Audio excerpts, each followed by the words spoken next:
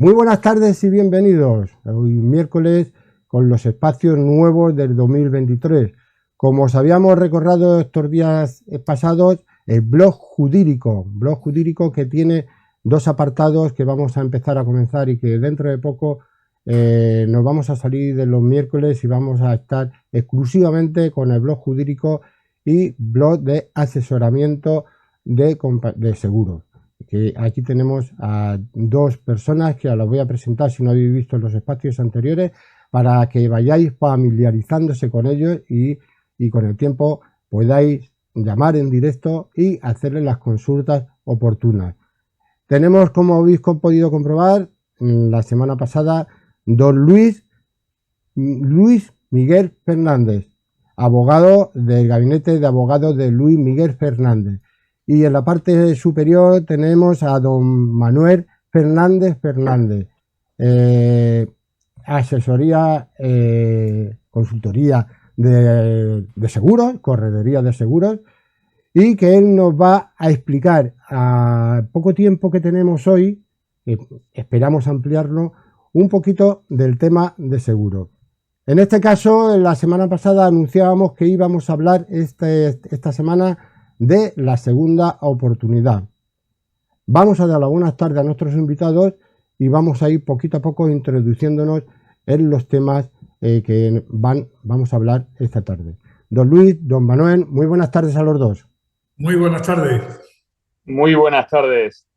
Pues nada, vamos a empezar con don Luis, que es el tema que habíamos anunciado, y luego ya pasaremos a don Manuel para que nos hablen un poco. Don Luis, la segunda oportunidad. Esto parece que es la Plaza de Toros.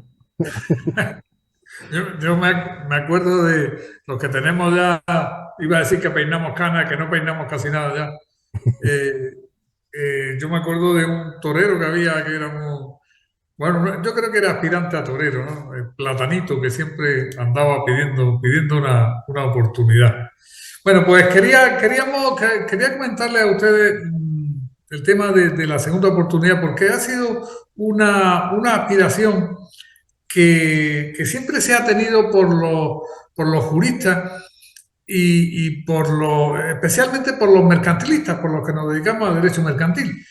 Como yo siempre en la facultad, cuando llevo 40 y tantos años explicándole a mis alumnos que había que buscarle una solución a la situación que se le produce cuando un empresario o cuando una persona pues cae en desgracia económicamente y que había que ayudarle a salir. Yo siempre he entendido, y ya lo comentábamos el día anterior, y si no, pues se lo digo, es decir, yo soy abogado porque entiendo que quizá la mejor profesión que puede existir a los efectos de ayudar a los demás, aparte obviamente de medicina.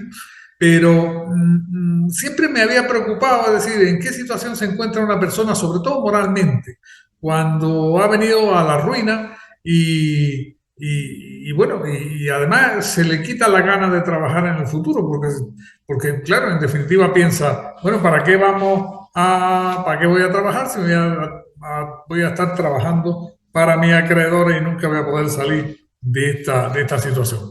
En muchas ocasiones a esas situaciones se llega por defecto en la actuación personal, pero en otras ocasiones se llega por un caso fortuito de los avatares de la vida. Yo, cuando trato de explicar la situación de un empresario, siempre les digo a mis alumnos que el empresario nunca sabe si va a ganar o va a perder, y ni sabe cuánto va a ganar ni cuánto va a perder, y que lo más importante para un empresario es saber por qué gana y por qué pierde. Pero cuando llega esta situación, como decía, yo durante mi vida me he encontrado con muchas situaciones lamentables que dirigían a las personas a la economía sumergida, es decir, dirigían a las personas a trabajar con dinero negro para que no lo pudieran captar sus acreedores y hacer frente con él a las deudas que tuviere. Pero hoy la ley nos ofrece, como hemos comentado, esa segunda oportunidad. La ley nos da la posibilidad de solicitar al juzgado la declaración de concurso voluntario. Un concurso es en España tiene muy mala fama porque se ha utilizado muy mal siempre, porque siempre se ha asimilado a la situación de quiebra, a la situación de liquidación de una empresa. Y sin embargo, esa filosofía debe de cambiar absolutamente, porque un concurso es un proceso de ejecución donde lo principal es tratar de salvar la empresa o tratar de salvar a la persona. Yo el primer tema de tesis que me lo encomendó mi maestro, don Miguel Moto, el profesor Moto Guirao, se llamaba concretamente el principio de conservación de la empresa en el derecho concursal español. En definitiva, ¿qué es lo que se pretende? Se pretende que una persona haga frente con lo que tenga a sus deudas, pero que una vez que ya ha hecho frente con lo que tenga a sus deudas, pues que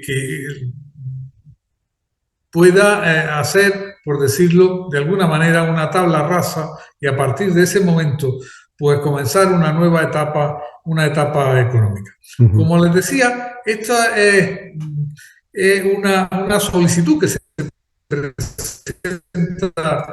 se presenta al juzgado de lo mercantil. Antes han existido unas discrepancias muy grandes sobre si debían tener la competencia los juzgados de primera instancia o los juzgados mercantiles.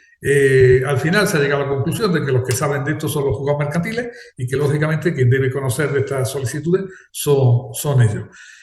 Como les digo, es una solicitud donde uno pone de manifiesto sus circunstancias, pues cuál es el estado civil, si tiene hijos, expresa las deudas que tiene.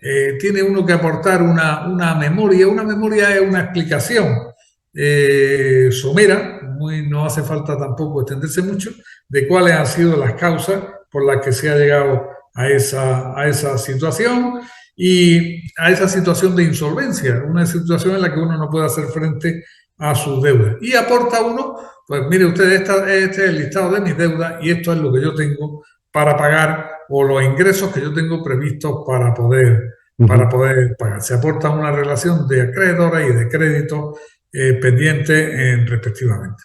Es cierto que ya profundizaremos en días sucesivos, que no todas las personas pueden usar este mecanismo de la segunda oportunidad.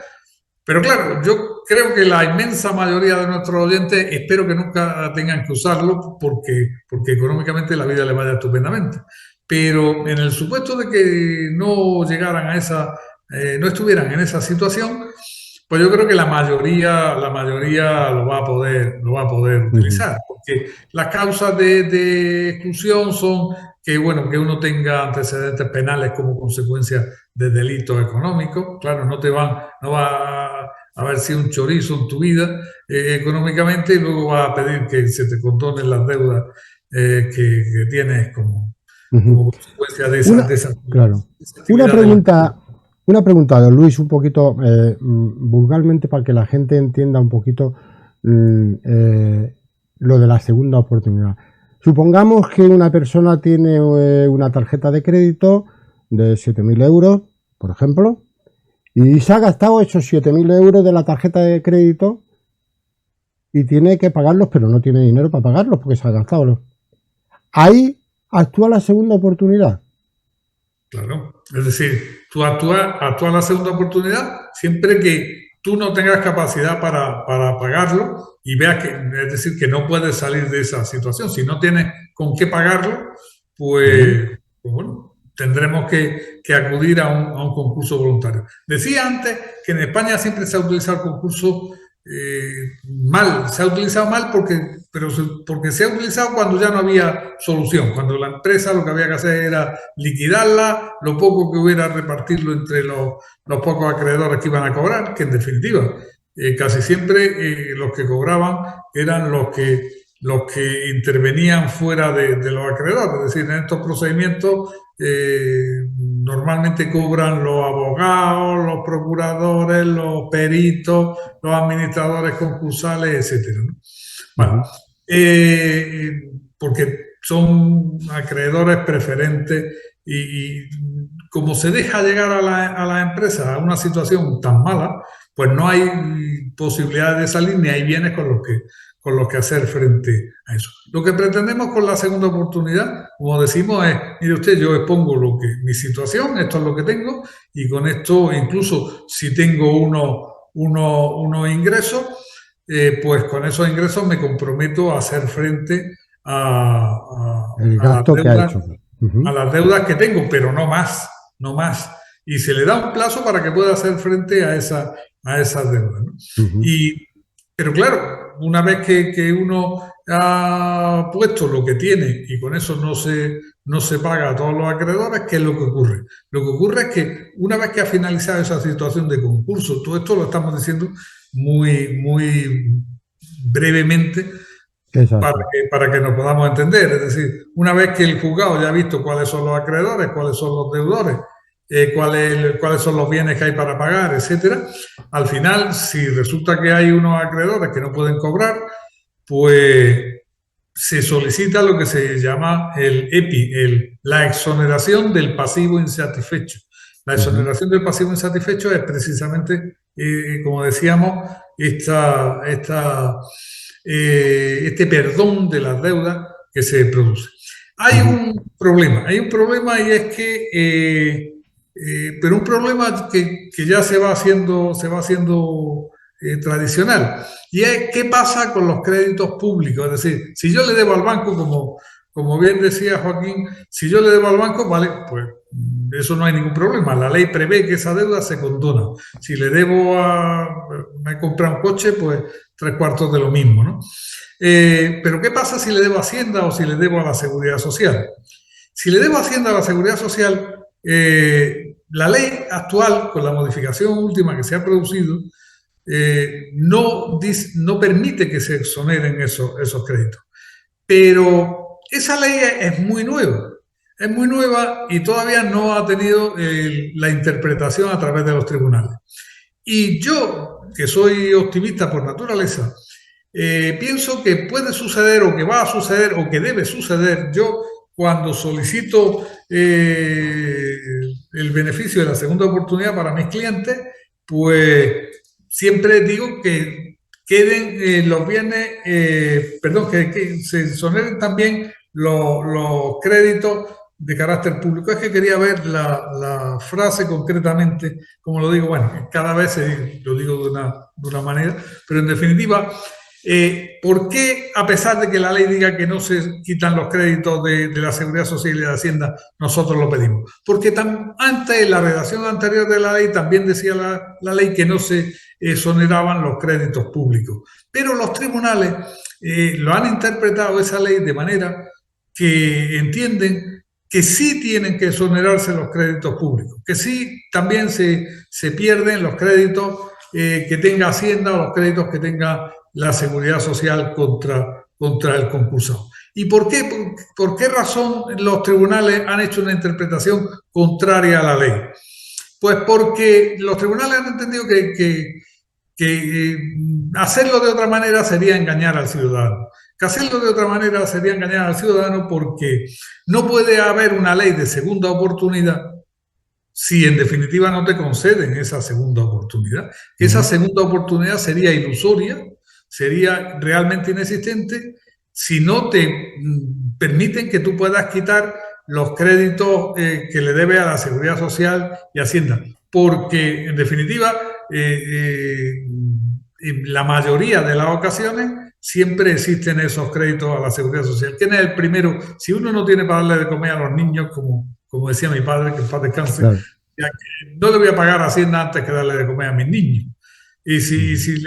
A la seguridad social, tres cuartos de lo mismo, a esos efectos. Entonces yo creo que las primeras sentencias que se apliquen, yo confío mucho en nuestros órganos jurisdiccionales, yo confío mucho en nuestros jueces de lo mercantil que tenemos tanto en los juzgados de Granada como los que existen en la Audiencia Provincial, como los que existen en el Tribunal Supremo, y estoy casi seguro, es decir, si tuviera que apostar, evidentemente apostaría porque la interpretación que se va a hacer es en el mismo sentido que se ha hecho anteriormente, es decir, mire usted, también se van a exonerar los créditos públicos y los créditos de derecho público. Entonces, solamente darle un empujón de esperanza a aquellos que estén pasando por una situación mala económicamente, es decir, que hagan las cosas con total lealtad, con total honradez, que no hagan alzamientos de bienes, porque claro, si hacen esas cosas, evidentemente la ley no los va a proteger, ¿no? Porque si uno hace las cosas correctamente, las cosas tienen solución. Tienen solución porque hay realmente una segunda oportunidad, tanto respecto de los créditos públicos como respecto de los créditos privados. Quedamos emplazados para los próximos días. Sí, porque es un tema que tenga nuestro... ¿vale? Claro, es un tema muy largo, es un tema que había que entrar en debate y es un tema que ustedes que nos están viendo tienen ahí el teléfono de contacto para que se pongan en contacto con nosotros o bien con don Luis para hacerle alguna consulta y pues hablar en el próximo programa porque es muy largo el tema de la segunda oportunidad.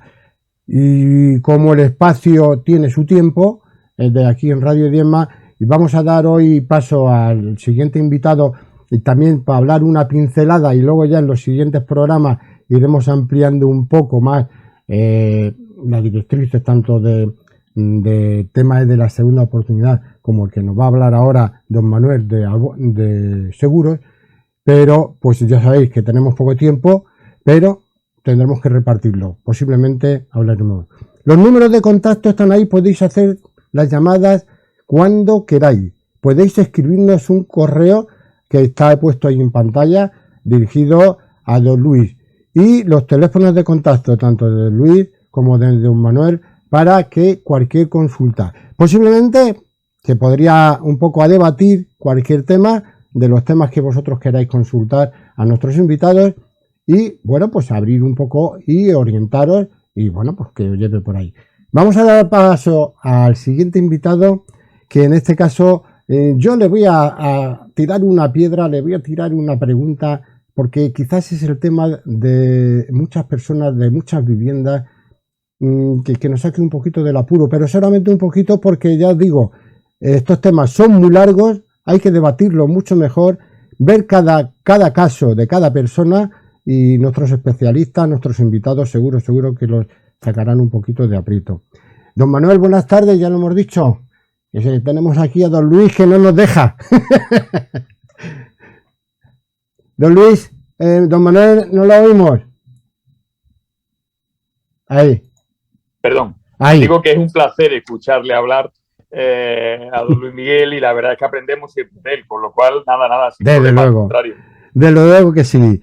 Es una clase magistral que encima nos la da gratis, con lo cual eso es fantástico. Oye, don Manuel, me voy a poner en el lugar de cualquier ciudadano de su vivienda de seguros, ya que usted es el especialista en los seguros de todo tipo. Y hay una cosa que muchas viviendas y muchos vecinos están con esa intriga que tienen todos. Y es los daños estéticos. ¿Qué pasa con los seguros cuando hay una rotura y empezamos con los daños estéticos?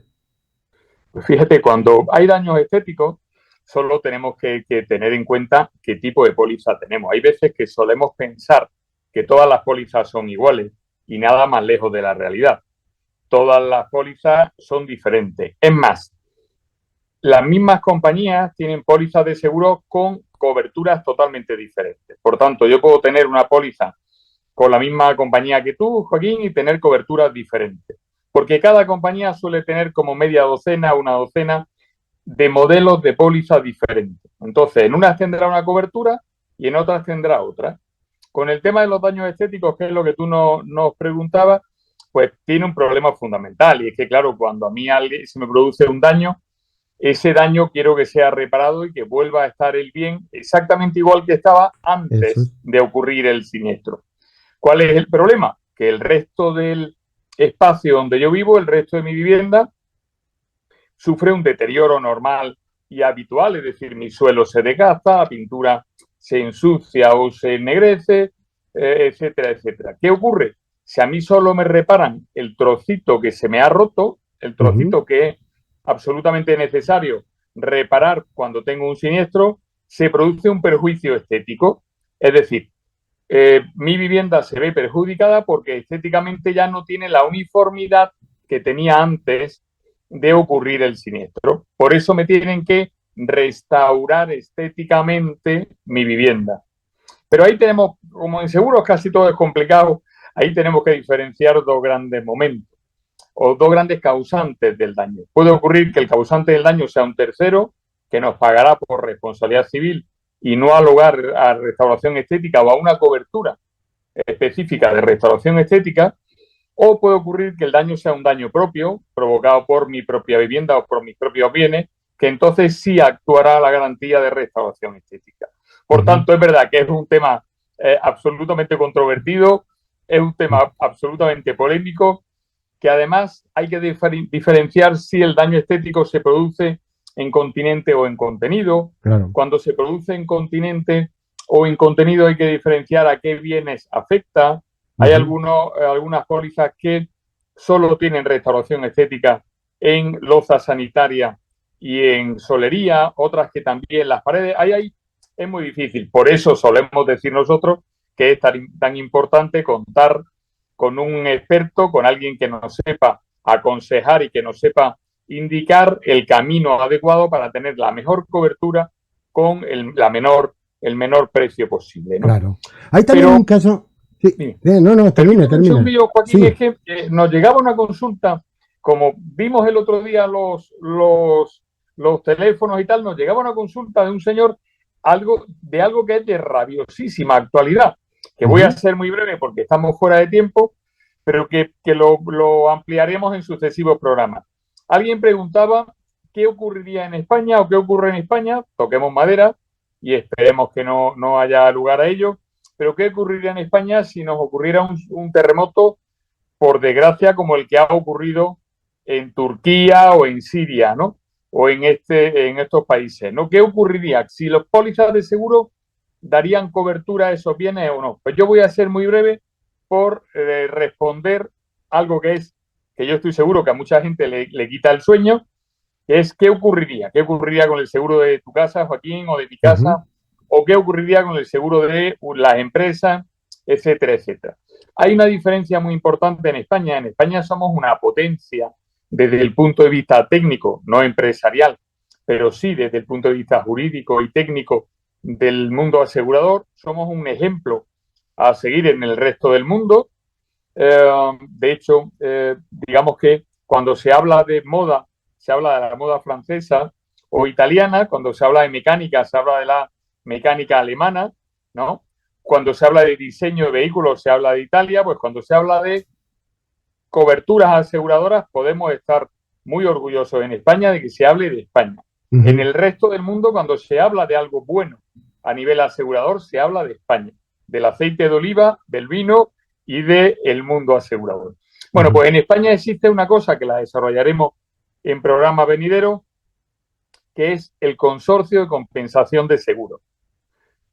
Y en España sería el consorcio de compensación de seguros quien daría cobertura a esos riesgos, a esos daños que se producen en la vivienda, en las empresas, etcétera, etcétera, siempre y cuando lo tengamos asegurado. Una pregunta habitual es, oye, ¿y si no tengo asegurada mi casa, el consorcio me pagará? No, el consorcio no te pagará. El consorcio solo te paga si lo tiene asegurado, y he de decir que si lo tiene bien asegurado. Porque evidentemente cuando uno hace un seguro, como cualquier cosa en la vida, puede hacerlo bien o puede hacerlo mal. Si uno lo hace bien, normalmente no va a tener dificultades. y si uno lo hace mal o lo hace menos bien, pues las dificultades están al pie de la calle, ¿no?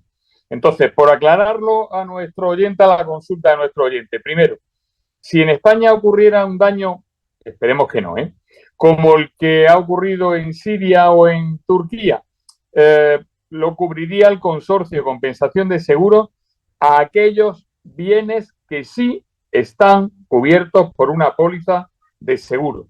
En definitiva, no lo cubrirían las propias compañías de seguros, sino que cuando nosotros pagamos el seguro de nuestra vivienda, estamos pagando un pequeño recargo, una pequeña cantidad de dinero para cubrir esos riesgos que en España, reitero, aunque quisieran, no lo pueden cubrir las compañías de seguros. Lo cubre exclusivamente el consorcio de compensación de seguros. Es una especie de monopolio que tiene el consorcio.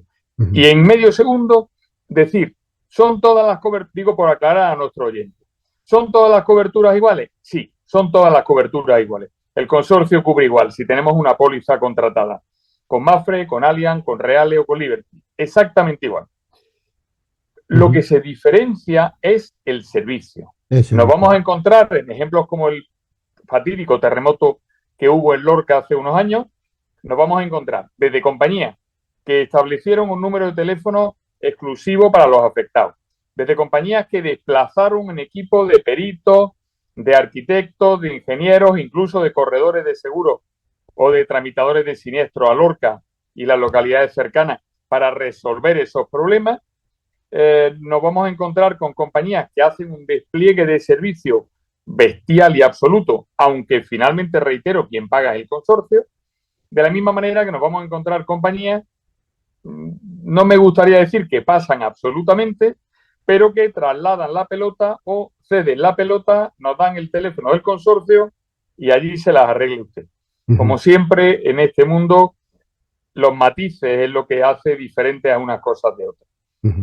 Todas las coberturas son iguales, todos los precios, todo lo que pagamos al consorcio es igual en todas las compañías, pero se diferencia mucho del servicio, de la compañía y del corredor o del broker. No me extiendo más, Joaquín, que sé que vamos fuera de esto. Señores, lo que están viendo esta tarde, el tema de la segunda oportunidad y un programa especial de blog jurídico que apenas tenemos tiempo de hablar de estos temas porque ya estáis viendo cómo hay cosas que nos necesitan que nos expliquen.